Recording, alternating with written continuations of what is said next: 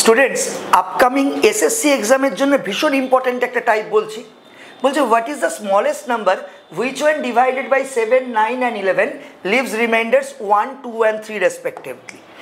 List numbers বা smallest number বললেই আমরা এলসিএম করি, তাহলে আমরা ওই 7, 9 আর 11-এর এলসিএম করব।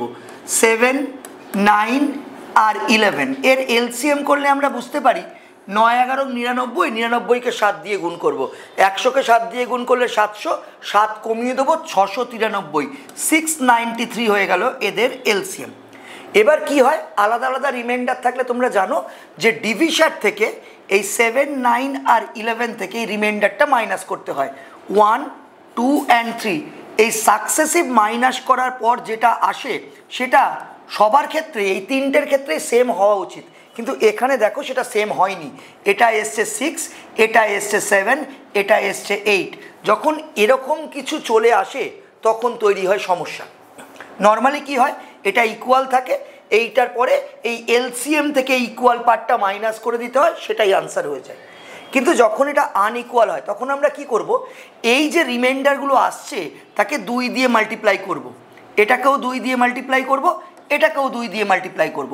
তাহলে 7 থেকে 2 1 2 মাইনাস করলে এই রেজাল্ট আসছে 5, 9 থেকে 2 2 4 মাইনাস করলে রেজাল্ট আসছে 5, 11 থেকে 3 2 6 মাইনাস করলে রেজাল্ট আসছে 5।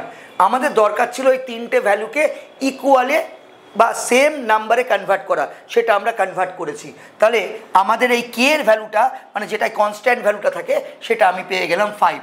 কিন্তু আনসার 693 মাইনাস 5 688 হবে না। তার কারণ আমরা এখানে 2 দিয়ে মাল্টিপ্লাই করেছি, অরিজিনাল আনসারে আমাদের এটাকে 2 দিয়ে ডিভাইডও করে দিতে হবে। 688কে 2 দিয়ে ডিভাইড করলে 344 আনসার হয়ে যাবে অপশান এ। খুব ইম্পর্টেন্ট একটা টাইপ, এটা তোমরা ভালো করে বাড়িতে প্র্যাকটিস করো।